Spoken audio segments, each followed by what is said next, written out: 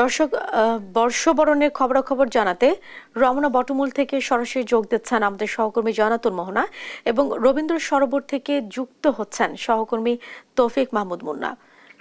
আমরা শুরুতে চলে যাচ্ছি মোহনার কাছে। মোহনা, শুভ নববর্ষ। রমনা বটমূলে এখন কি কি আয়োজন দেখছেন আপনি? বেলা বাড়ার সাথে সাথে মানুষের সমাগম বাড়ছে কিনা, বিস্তারিত তথ্য জানাবেন।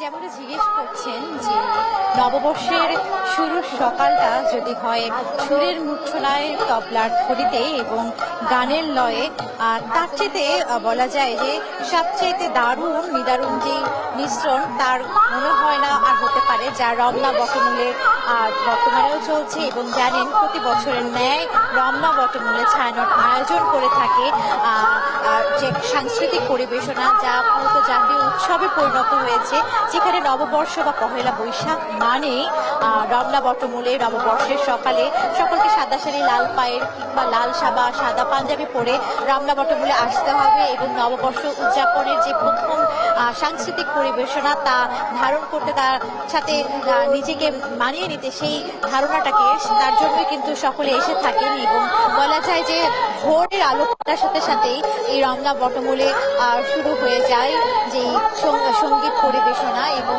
প্রতি বছরের ন্যায় এই অনুষ্ঠানটি, যা সেই 1966 সাল থেকে চলমান রয়েছে, তো তারই ধারাবাহিকতায় আমরা দেখছি এবারও এই নতুন আঙ্গিকে নববর্ষকে ধারণ করার জন্য রমনা বটমূলে সঙ্গীত পরিবেশনা চলছে। তো আপনাদেরকে জানাতে চাই যে সকাল 6:30 থেকে যেই মূল পরিবেশনাটি শুরু হয় এবং এর সাথে জড়িত আছে প্রায় 150 শিল্পী, এবং এই পরিবেশনার মধ্যে টোটাল মোট 24টি পরিবেশনা করা হবে, যার মধ্যে 9টি সম্মিলিত গান, 12টি একক গান ও 3টি কবিতা পরিবেশন করা হবে। এবং গানের মাঝে মাঝে কিন্তু আমরা কবিতাও শুনতে পাচ্ছি। কবিতা, গান, লয়, সুর, তার সব মিলে যেন একাকার হয়ে আছে এবং সকলের সুরের মূর্ছনায় কিন্তু সর্বস্তরের মানুষ, পরিবার পরিজন নিয়ে ছুটে আসছেন। কেবল শিশু কিংবা তরুণ নয়, এই অনুষ্ঠানটি উপভোগ করতে 30 বছর ধরে আসছেন একজন, যার সাথে আমাদের কথা হয়েছিল কিছুক্ষণ আগে। প্রতি বছরই কিন্তু বাঙালি সংস্কৃতি এবং ঐতিহ্যের ধারণাকে ধারণ করতে প্রতি বছর আসেন বলে তিনি আমাদের জানিয়েছেন। এরকম অগণিত মানুষ রয়েছেন যারা বাঙালি সংস্কৃতি এবং বাঙালি সংস্কৃতির যে বিশেষত্ব তাকে লালন করার জন্য প্রতি বছর পহেলা বৈশাখে ঘটা করে আয়োজন বা ঘটা করে সাজুগুজু করে কিন্তু রমনা বটমূলে উপস্থিত হন। রমনা বটমূলে শিল্পীদের যে সম্মিলিত গান পরিবেশন করে থাকেন বা একক গান, তা উপভোগ করেন এবং এর মধ্য দিয়ে কিন্তু নতুন বর্ষকে বরণ করে নেন এবং নতুন উদ্যমে চলার পথে যা তাদেরকে অনুপ্রেরণা জাগায় বলেও আমাদেরকে জানিয়েছেন। আমাদের সাথে বিভিন্ন বয়সে আমরা দেখছি এবং আমরা সব সময় চেষ্টা করি সকলের সাথে কথা বলার জন্য, তেমনি আমরা এখনো চেষ্টা করব কথা বলার জন্য এবং জানবো যে কেমন ভাবে উপভোগ করছেন তারা এই অনুষ্ঠানটি। সেই জন্য আমরা কথা বলতে চাই। দিদি, আমাদের সাথে একটু যদি কথা যদি বলতেন আমাদের সাথে, যদি আমরা সেভাবে আর কি কিভাবে বর্ষকে বরণ করে নিচ্ছেন দিদি যদি জানাতেন, যে সকলকে শুভ নববর্ষ বা বর্ষবরণের শুভেচ্ছা যদি জানাতেন। সবাইকে বর্ষবরণের শুভেচ্ছা জানাচ্ছি, এটাই আমার। কেমন উপভোগ করছেন অনুষ্ঠান? বেশ ভালো লাগছে, কোনো যানজট নাই, কোনো কিছু কোলাহল নাই, নীরবতা, খুব ভালো লাগছে। শুনছিলেন ভালো লাগার কথাটাই যিনি জানিয়েছেন। এরকম অনেকেই এসেছেন এই নতুন বর্ষকে নতুন আঙ্গিকে ধারণ করার জন্য এবং নতুন বর্ষকে স্বাগত জানার জন্য। তেমনি আমরা দেখছি নানা বয়সী মানুষ এখানে উপস্থিত হয়েছেন। সেই সাথে আমরা কথা বলতে চাই দিদি আপনার সাথে, যদি আপনি বলতেন যে কেমন ভাবে আপনারা উদযাপন করছেন বা কেমন লাগছে, উপভোগ করছেন এবারে অনুষ্ঠান? আমি তো সবসময় এখানে আসি, ঠিক আছে, আমাদের এটা খুব ভালো লাগে। আমার হাজবেন্ড, আমরা দুজনেই আসি সবসময়। আজকে 20 বছরের সংসার আমাদের মনে 1 বছরও মিট যায় না, আমরা সবসময় আসি দুজন। কিসের টানে প্রতি বছর আসেন?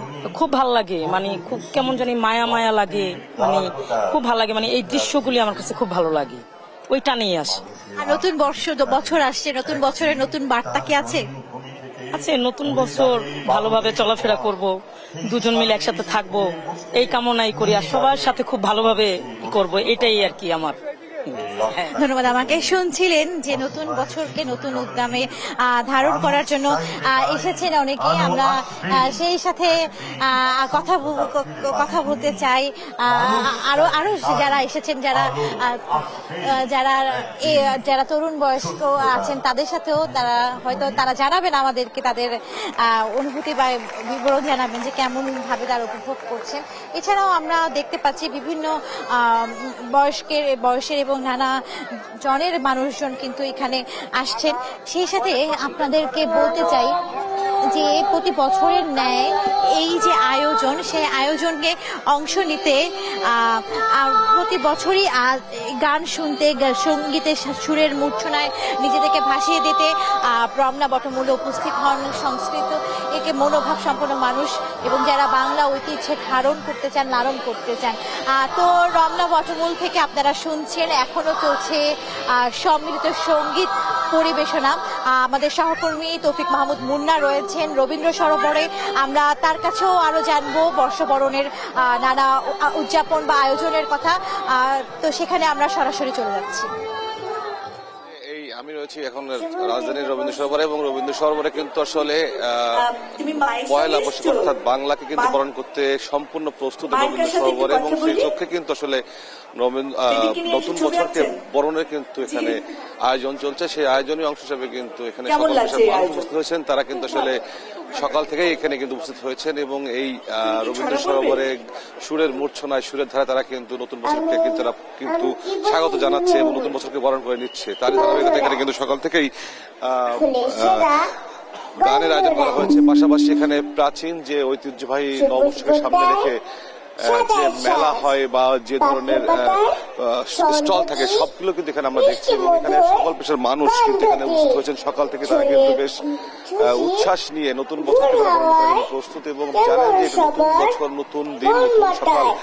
যে সকাল আসলে কিন্তু আসলে অন্য বছরের তুলনায় এই বছরটি কিন্তু আসলে ব্যতিক্রম, নতুন একটি বছর যে ও স্বৈরাচারকে শেষ করে কিন্তু এই নতুন বছর এখানে কিন্তু আসলে নতুন মানুষের কাছে কিন্তু অনেক প্রত্যাশা, নতুন বছরকে সামনে রেখে কিন্তু আসলে সাধারণ মানুষের কাছে অনেক প্রত্যাশা।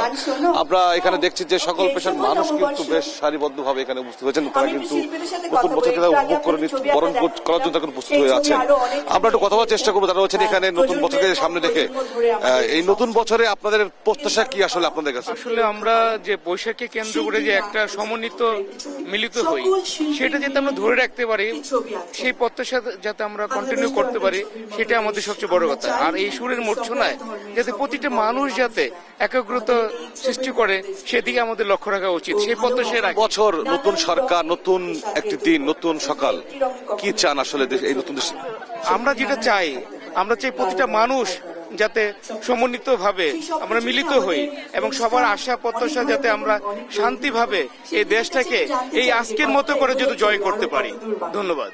শুনছিলেন নতুন বছরের প্রত্যাশার কথা বলছিলেন এখানে বছরকে বরণ করতে আসা একজন, তিনি কিন্তু বলছেন যে নতুন ভাবে কিন্তু বরণ করতে চান এবং বছরকে কিন্তু বরণ করতে চান এবং সকল ধরনের গ্লানি মুছে তারা কিন্তু একটি নতুন সকাল তারা পেয়েছেন এবং এই সকাল নতুন বছর তারা কিন্তু অন্যান্য বছরের তুলনায় তারা বলছেন বেশ তাদের কাছে প্রত্যাশা অনেক বেশি।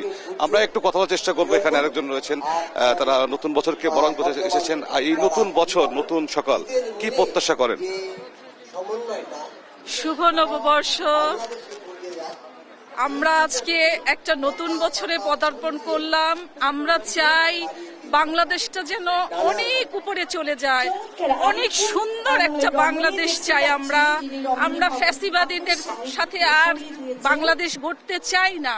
আমরা চাই আরো নতুন ভাবে বাংলাদেশ গড়ে উঠুক, সবাই শান্তি উপভোগ করুক, এটাই আমাদের প্রত্যাশা। শুনছিলাম তারা ফ্যাসিবাদ মুক্ত বাংলাদেশ চান এবং বাংলাদেশকে সামনে রেখে তাদের প্রত্যাশার কথা বলছিলেন এবং এই রবীন্দ্র সরোবর কিন্তু নতুন বছর বরণ করার জন্য প্রস্তুত। এখানে রয়েছেন, আমরা আরেকজন কথা বলি যে একজন বাচ্চা রয়েছেন, তিনি বলতে চান নববর্ষ শুভেচ্ছা আমাদের মাধ্যমে।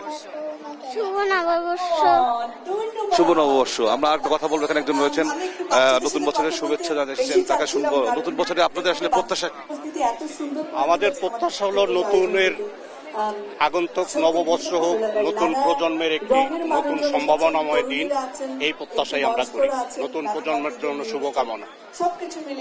জেসিকা, আপনি শুনছিলেন সবাই যারা আছে তারা কিন্তু আসলে বছরকে বরণ করতে তারা কিন্তু প্রস্তুত এবং তারা কিন্তু সব ধরনের প্রস্তুতি নিয়ে তারা কিন্তু নতুন বছরকে কিন্তু তারা কিন্তু বরণ করছেন। এবং এখানে কিন্তু আমরা সকাল থেকে দেখছি যে সব পেশার মানুষ কিন্তু উপস্থিত হচ্ছেন নতুন বছরকে তারা কিন্তু বরণ করে নেওয়ার জন্য। এবং তারা এই ধানমন্ডি রবীন্দ্র সরোবর তারা কিন্তু আসলে তাদের নতুন বছর প্রস্তুতির জন্য তারা সব ধরনের রোদ এবং এখানে কিন্তু বেশ গরমের তীব্রতা রয়েছে, তারপরেও তারা কিন্তু সেই গরমকে উপেক্ষা করে তারা কিন্তু এখানে কিন্তু বরণ করে নিচ্ছেন। এবং নতুন বছরে তাদের কিন্তু প্রতিষ্ঠাতা বলছেন ফ্যাসিবাদ মুক্ত সরকার তারা বলছেন, এবং ফ্যাসিবাদ মুক্ত সরকার তারা বলছেন যে তারা আগামীর বাংলাদেশ চান, একটি সুন্দর বাংলাদেশ, যে বাংলাদেশ হবে যেখানে কোনো ফ্যাসিবাদ থাকবে না, স্বৈরাচার থাকবে না। এবং তারা বলতে চান, তারা বলছেন যে এই যে নতুন বছর ফ্যাসিবাদ বেড়ে হয়ে যে নতুন বছর, সেই বছর তারা কিন্তু প্রত্যাশা অনেকটাই বেশি। এবং তারা বারবারই বলছেন যে নতুন একটি বছর তারা কিন্তু অন্য বছরের তুলনায় তারা ভালো বছর চান এবং আগের যে দিন সেটা তারা চান না, অর্থাৎ নতুন বছর কিন্তু প্রত্যাশা অনেক।